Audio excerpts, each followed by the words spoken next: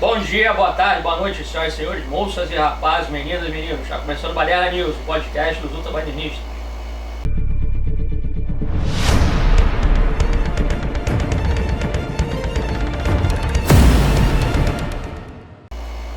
Alexandre Nelson, Pipo diretamente de Covil, direteiro, ao lado de alguém aqui que foi, eu achei que não ia voltar. Marcel Campos, beleza? Beleza, depois de 20 anos estamos de volta, né?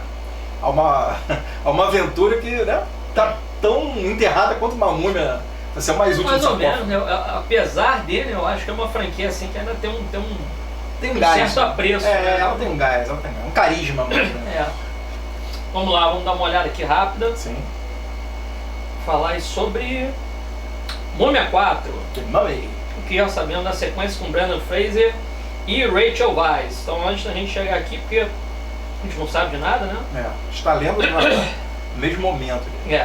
Antes, curta, comente, compartilhe, dessa moral, se inscreva no canal, porque o algoritmo gosta essas coisas aí, né? E fico até muito feliz aí pelo Brendan Fraser que tá retornando, fazendo aí mais filmes, eu gosto muito dele.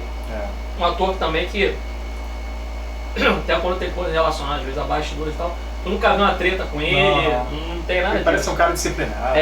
Eu fico feliz porque ele passou por um perrengue aí, né? Ele sumiu até por causa disso, que parece que teve um diretor quis abusar dele, né? Deu uma patolada nele, alguma coisa assim, pediu tipo uma reunião particular e tal. Bulinou ele. Aí deu uma patolada nele, ele mexeu o psicológico dele e tal. A gente ia ficar revoltado, mas assim, a gente não sabe a cabeça do cara, né?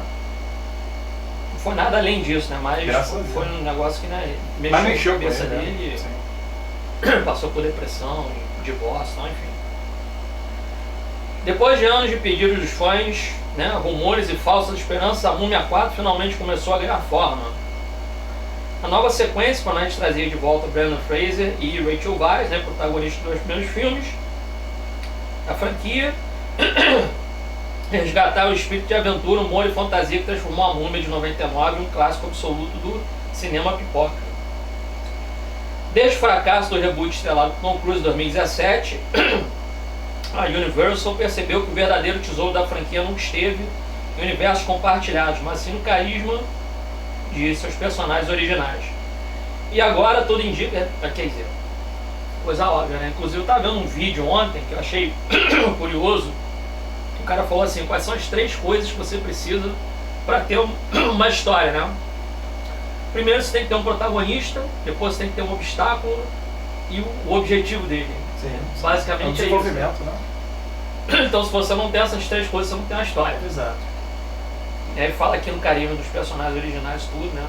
E agora todo indica que o estúdio finalmente aprendeu a lição, e rumores indicam que a Radio Silence, responsável por sucessos como Casamento Sangrento e o reboot de Pânico, vai reiniciar a franquia tentando equilibrar a aventura clássica com um toque moderno, sem perder o humor e o ritmo que definiram a franquia no início dos anos 2000. Matt Bettinelli Open e Tyler Gillette, de Casamento Sangrento e Pânico, Eu gosto dele. deve assumir a cadeira de diretores, enquanto David Cogswell, de Plano em Família, ficará responsável pelo roteiro. Isso eu já não conheço.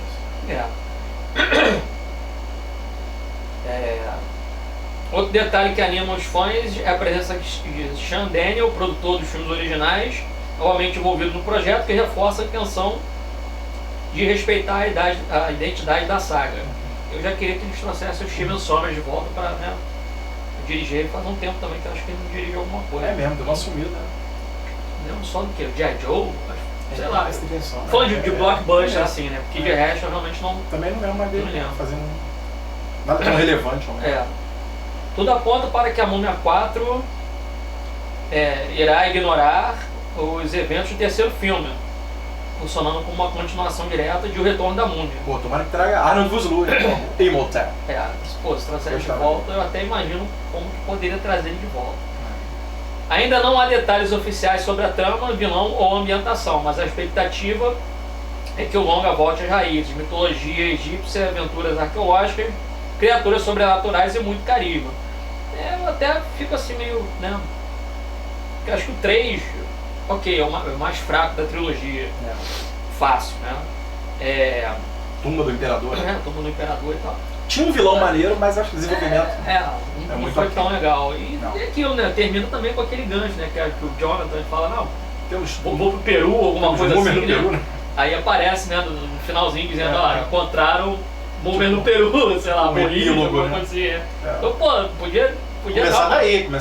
podia dar uma continuidade ali mesmo, né? É. Eu acho que Brandon Fraser comentou recentemente sobre os persistentes rumores de um quarto filme para a época franquia de aventura.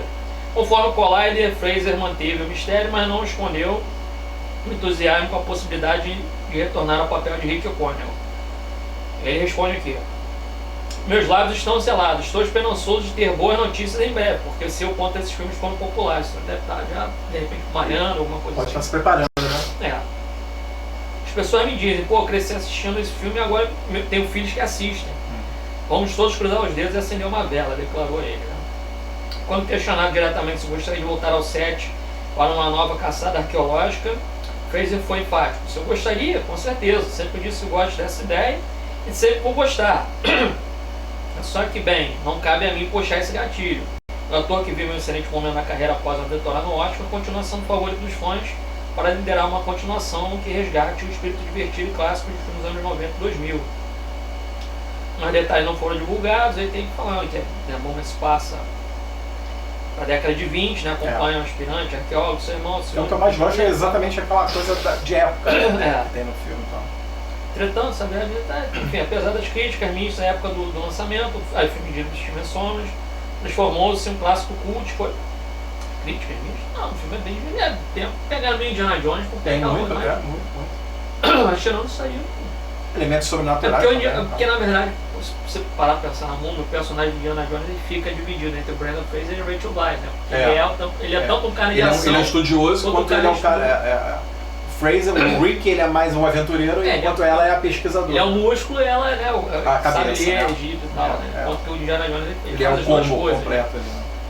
Transformou-se clássico cult, foi descoberto e elogiado pela trama despojada e pelo trabalho do elenco que inclui Rachel Weisz, Arnold Vosloo, John Hannah e Poder de Ferro.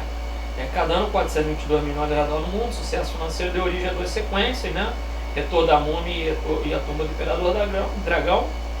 Uma pré-sequência titulada Scorpion Rei, que virou até a franquia. Né? Um spin-off. 4, 5, 6 filmes, sei lá. Eu vi só o primeiro. O Dwayne Johnson. Aliás, foi o primeiro dele. Como protagonista. No cinema, Ele já vinha fazendo já na década de 90, acho que ele apareceu até em Star Trek, alguma coisa. Sempre fazendo umas contas. É o cara porradeiro e tal, enfim. Né? E é isso, não tem nada relacionado a qual vai ser a trama e tal, enfim, realmente deve estar em estágio embrionário, né? Uma pré-produção, já tem diretor, talvez, já tem nem pré-produção, deve estar planejando, né? A pré-produção com certeza já deve ter algum planejamento, né? Ou de família. Mas é legal você ver que o próprio protagonista tem uma vontade, né? O Brandon Fraser, e a própria Rachel Weisz, e a Rachel Weisz tá meio sumida assim também, né? Então, se a gente reparar, todo o elenco tá meio, né, assim, o John Hannah faz alguma coisa, tudo, mas não é. Mas ele também não é um ator que, apesar de ser um ótimo ator, ele tava até na série, na série Spartacus, né? Ele nunca foi necessariamente o cara que é protagonista, né? Não. Bota às vezes como um antagonista, alguma coisa assim. E Arnold Vosloo, o que mais ele fez? Aparecia em algumas séries também. Pouquíssima coisa que ele fez também, com relação a... É muito do vilão. E é o... 24 horas. É meio que o personagem que marcou a... Foi, a carreira no talvez do o Dark, cinema dele talvez o Dark, mas as sequências é tudo pra VHS, né? Direct to video, foi direct to video, Mas realmente foi o Imhotep que deu. Inclusive a gente, muito em off, a gente falou que ele era até em muitos momentos, o drama da vida dele no filme é até mais interessante. A gente tava comentando, né? Exato, em off a gente falou que ele com a Aang Sunamun é muito mais trágico, né? A jornada dele é muito mais trágica que a do Rick. Do Rick e da Eve, porque eles se dão bem do início ao final. Assim, aquelas rusgazinhas de casalzinho. Mas ele é um amor trágico, ele, né? A gente entende que ele se apaixonou e amou de verdade a Aang Sunamun, e ela traiu ele no final, né? Tanto que ele não morre pelo Rick, ele se entrega, né? Ele se joga lá. Ele não viu a bandeira, como fala, não viu a bandeira vermelha, né? Não foi. Só pelo fato de ela ter tido já o casaco Sunamun. Aang Sunamun ela ser do faraó. E aí... É um amor que já começa baseado numa traição. Porque ela, se ela fez isso uma vez, ela vai fazer de novo. Então... Entendeu? Vai ver que... não é seguro. Não é um seguro. terreno que... É um terreno meio... Ele sabia que se pisar ali podia ser movediço. Que é o que no final aconteceu, né? Agora. E a gente vai ficar mostrando com pena, porque era a única coisa fiel que ele tinha. Era um cara ruim. Era um cara ruim até o momento que alguém se colocasse no caminho dele em relação a ela, né? O grande objetivo dele, quando a gente para pra pensar assim, o que ele quer fazer, que movia é trazer ela de volta. Exato, ele é o grande amor dele. Assim. É isso aí, isso aí. Mas pra ela, como a gente conversou em off, né, falando sobre, com relação a os vilões que são bem escritos, né? Sim, porque, quer dizer, primeiro ele tem que se reconstruir, quando ele se reconstrói, ele consegue ter o poder dele de volta. Isso é maneiro. Quando ele tem o poder dele de volta, ele não quer necessariamente destruir o mundo. É lógico que pelo fato de ele ter voltado dos mortos, então você tem ele quer um poder, ele quer ter um poder. Praga do Egito, fogo caindo do céu, essa coisa toda, né? Porque ele tá meio que desafiando as regras naturais do universo e tal, coisa. Mas o que ele quer, na verdade, é o amor dele, né? É o amor dele e tal. E aí chega no segundo filme, quer dizer, é a mesma coisa. Ele quer ela de volta, consegue ela de volta, mas tem que ter o sacrifício lá e tal, não sei o que. E aí eles se estrepam no final, pô, a gente fica mal porque ele consegue reconhecer no final que aqueles caras que estão tentando impedir ele, exatamente. Eles têm um amor verdadeiro. Ele olha, e ele tá sozinho. Pô, exatamente. Depois de tudo que ele fez durante 2 filmes. É por um segundo que eu fico com pena. Porque ele tem uma redenção no olhar ali. Ele olha pro Rick e pra Eve e fala, isso eu nunca vou ter. Eu não fui merecedor de ter isso. Aí ele se joga. Aí ele se joga, cara. Não é o Rick que mata ele, né? Fique bem claro. Exato. É um cara que se sacrifica, porque foi traído. Enfim, então, né? Mas é uma história boa. E eu esperava mesmo que se desse uma canjinha pro Arnold Vosloo voltar em algum... Até nem que fosse uma participação. Sabe o que eu acho que pode até... Eu acho que não vão trazer ele o vilão principal. Mas eu acho que pode ser, às vezes, uma ameaça tão grande que vão trazer ele de volta pra ele poder ajudar. Que ele tem alguma resposta nisso. Que ele tem alguma resposta sobre a nova ameaça. Entende? Ele seja uma ponte. Tipo no Hellboy, quando eles vão naquele cemitério lá e desenterram o cara. Ah, sim, Que o Hellboy desenterra o cara só pra tipo, perguntar alguma parada pra ele vai carregando ele uma informação, entendeu? Alguma parada desse jeito, ele de repente pode voltar e explicar alguma coisa, né? Da época que ele viveu. Não, você conhece esse cara? O que aconteceu? Não sei o quê. Descobrimos que você teve informação sobre ele. Você tem alguma informação sobre ele, a gente não tem no livro de história, enfim. Interessante. Ou ele pode até mesmo voltar à vida e tocar o terror mesmo. E se unir, talvez, a nova ameaça, enfim. Eu fico imaginando isso. Talvez traga. É um personagem rico. A verdade ele é um vilão muito interessante. Mas é isso. Tipo uma redenção dele, talvez, no pós-vida e tal, enfim. Exato, eu acho que poderiam trazer ele de volta nesse sentido. Sim, mas é aquilo, na escavação, no deserto e tal, não é tão difícil assim você desenterrar uma outra ideia dessa. O que eu lembro da cena final é que ele cai num buraco com lava, né? E tudo ali. Entende? Talvez fique, né? Talvez o retorno do Imhotep seria mais para um campo sobrenatural mesmo. Exato, você tem aquela coisa também do livro dos mortos, livro dos vivos e tal. Alguém pode acabar desenterrando em algum momento. Possa ter alguma função, né? Tem outras coisas que dá para fazer em cima disso daí. Né? Alguém que realmente tem um certo entendimento aí com relação até mitologia egípcia mesmo, falar de repente os deuses. É isso que eu falar. Eu gostaria que ficasse, ainda que a brincadeira do epílogo das múmias do Peru fosse divertida. Eu acho que o campo egípcio é muito mais rico, assim, sabe? E é aquilo, cara, quando você tem uma franquia que beira no sobrenatural, como Indiana Jones, Hellboy mesmo, como você mencionou, cara, tu pode pintar e bordar com temas. Dá pra viajar legal. O que eu gostei de ver, na verdade, era um pouco mais, até também com relação à estética, de ser aquela coisa mais voltada para o efeito prático. Né? Sim, a múmia tem uma porrada de tem, CGI, tem. A própria múmia mesmo, deformada, aquela coisa e tal.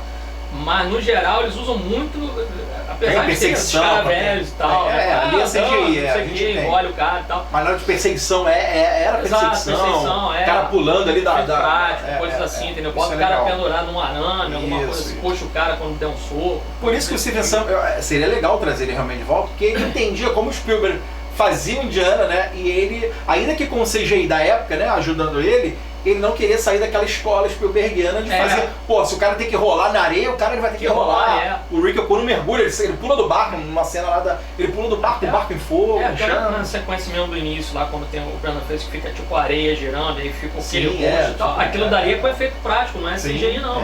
Fizeram com a areia mesmo. É lógico que eles dão um retoque pra areia ficar um pouco mais claro e tal.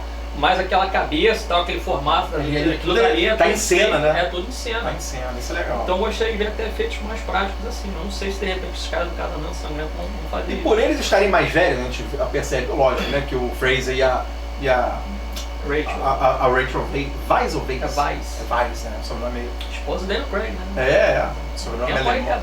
Não, tá até hoje, hein? E então, eles com mais idade, talvez a história não se passe mais na década que era de 20, 30, né? Deve ser de repente década de 40. Talvez agora 40, 50 ou 60 até, hein?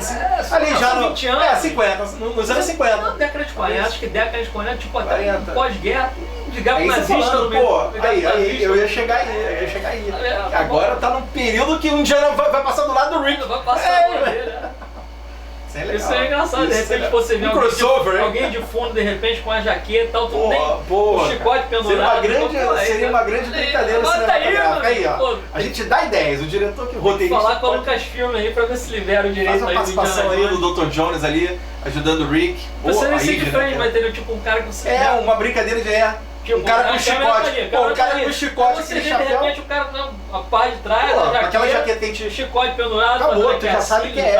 Fazendo assim. Obviamente a gente não vai ver o rosto do Harrison, não precisa. Não precisa, mas seria legal. Opa, conheço aquele cara. Quem é aquele cara da biblioteca ali? Pode só essa brincadeira aí, Vital, ó. Teve um cara que chegou antes de você. Acho que ele pegou aquele livro. Ela, cadê? Quando ele olha, tá esse cara saindo pela porta de longe, de jaquetinha e chapéu. Falou, conheço aquele cara. Ele é muito famoso na arqueologia. É uma pessoa da arqueologia lá de Nova York. Ele pegou o livro, ele roubou o livro, né? Coisa assim, ia ser maneiro se fosse década de 40. Dizem que ele dá aula numa universidade de Nova York, assim.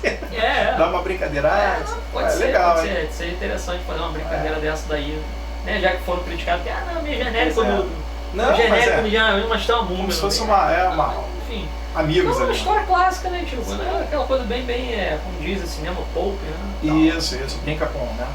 Com as produções de matinê, né? Isso é legal, isso é legal. De repente, tendo sucesso aí, cara, traz de volta aí de novo esse pessoal aí com relação ao que queriam fazer do universo dos monstros de novo. Vamos ver se agora vai, né? De repente, pode funcionar. Pode ser.